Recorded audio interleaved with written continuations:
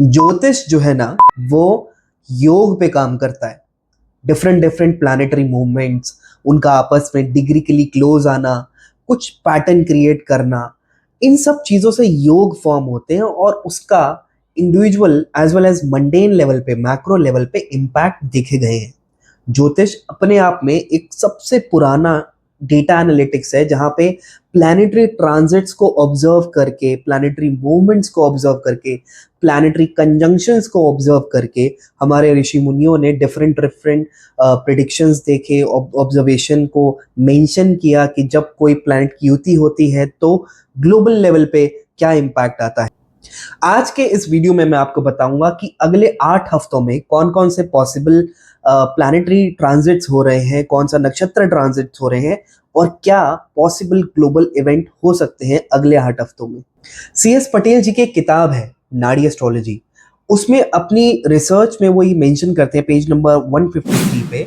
उसका जो simple English translation है अगर मैं आप लोगों को बताऊं तो वो कहते हैं कि जब भी जो जुपिटर हैं, जो बृहस्पति हैं, वो अपने एक्सेलरेटेड मोशन में होते हैं और साइमल्टेनियसली अगर सैटर्न रेट्रोग्रेड होते हैं तो ग्लोबल लेवल पे काफी जो है ना उथल पुथल देखी जाती है, नेगेटिव इंपैक्ट्स देखे जाते हैं। स्पेसिफिकली सदर्न रीजन में ये उन्होंने वहां मेंशन किया है।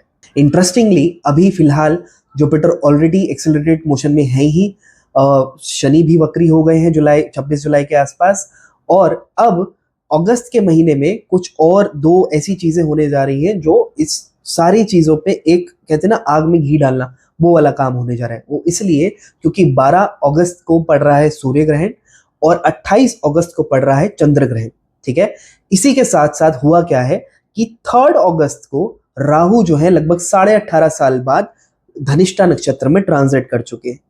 अब अगर आप बैक टेस्टिंग करो, क्योंकि ज्योतिष ऑब्जर्वेशन और रिसर्च का विषय है, डेटा एनालिटिक्स का विषय है, अगर आप बैक टेस्टिंग करो तो जब जब राहु धनिष्ठा नक्षत्र में आए हैं पिछले कई सालों में भी, तो जो है ना कब वॉर लाइक सिचुएशंस बने हैं, फाइनेंशियली कुछ ना कुछ एक टेंशन बिल्ड हुआ है ग्लोबली, और कुछ पॉजिटिव साइड कहें तो कुछ टेक रिफॉर्म्स आए।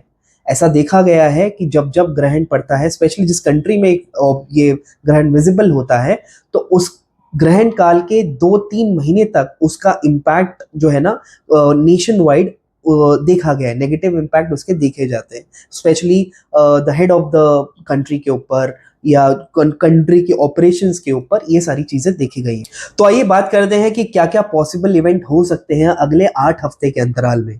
अगर हम बात करें 18 अगस्त से लेकर 24 अगस्त तक, ये पहले हफ्ते की, तो इस हफ्ते होने क्या जा रहा है कि सूर्य जो है वो ट्रांजिट करेंगे अपनी ही राशि सिंह में। ठीक है, लियो में ट्रांजिट करेंगे जहां पे ऑलरेडी केतु ट्रांजिट कर रहे हैं इस समय।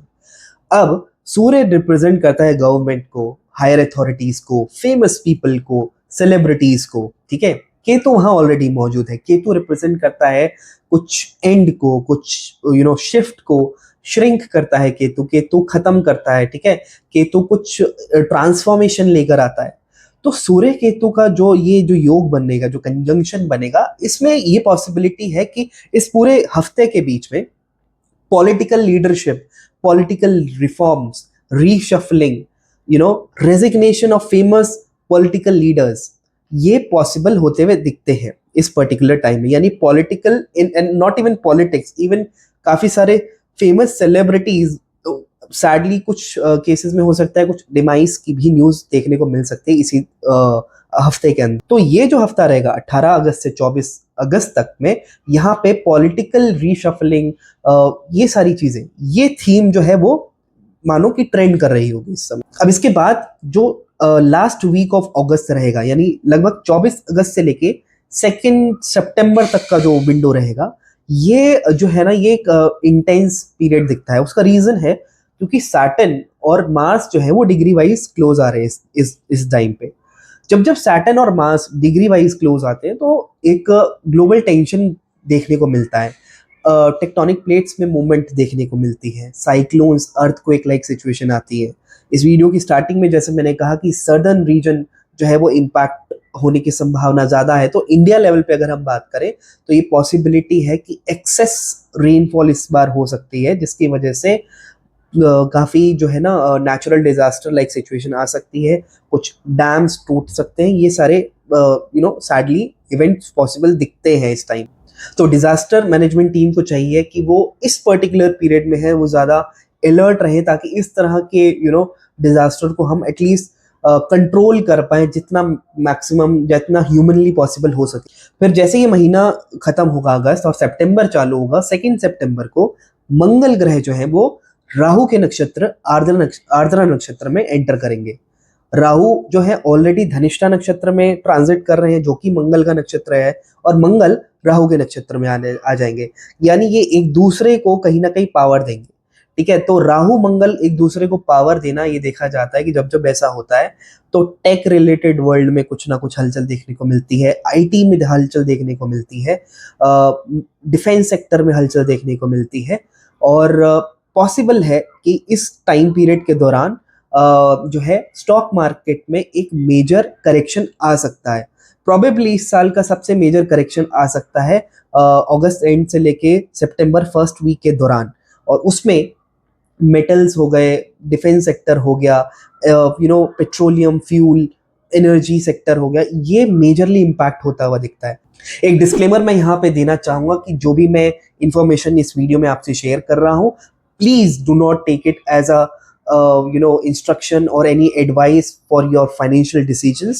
This is purely for educational purpose, and whatever I am sharing it is my observation, and based on my astrological studies I am sharing my experience. Please take your financial decision based on the experts opinion only. So coming back, August and से लेके first week of सितंबर के बीच में Mars Saturn degree close होंगे। ठीक है, specially August and में। और इस टाइम पीरियड पे जैसा मैंने कहा कि जोग्राफिकल टेंशंस होती हुई दिख रही है, protest and rights like situation बन सकते हैं, लोग सड़कों पे उतर सकते हैं, ये भी पॉसिबिलिटी है। ठीक है, earthquake and cyclone like situation बन सकती है, स्पेसिफिकली सदर्न रीजन में, कोस्टल रीजन में ऑब्वियसली पॉसिबल है ये। ठीक है, डैम्स का टूटना, ब्रिजेस का टूटना, इस तरह की न्यूज़ हम लोगों को देखने को मिल सकती है। एंड सितंबर में जैसा कि मैंने कहा कि एक मेजर करेक्शन होने की बहुत संभावना है। Again I am saying it is not a financial advice, it is purely based on astrological observation which I am sharing. और अक्टूबर की अगर हम बात करें ना, तो एक सिमिलर कॉम्बिनेशन, जो ये सैटर्न मार्स का डिग्री क्लोज आने की मैं बात कर रहा हूँ, ये तकरीबन 14 से लेके 17 अक्टूबर के बीच में भी होने जा रहा है। यानी ये जो डिजास्टर मैनेजमेंट के लिए जो मैं कह रहा था कि उनको अल्ट्रा अलर्ट होना चाहिए, कुछ जोग्राफिकल टेंशन हो सकती है, earthquake related news, cyclone related news आना, रॉयट्स होना, लोगों का सड़कों पे उतरना, ये पॉसिबिलिटी 14 से लेके 17 अक्टूबर 2026 में भी पॉसिबल दिखती है। तो एक सिमिलर पैटर्न बन रहा है। इनफैक्ट अक्टूबर में ये चीज़ थोड़ा ज़्यादा इंटेंस हो सकती है, बिकॉज नाड़ी के हिसाब से एक ट्राइनल कनेक्शन भी बन रहा है मार्स और सैटर्न का, क्योंकि मार्स जो है वो कर्क में होंगे, सैटर्न जो है वो पाइसेस में है ही।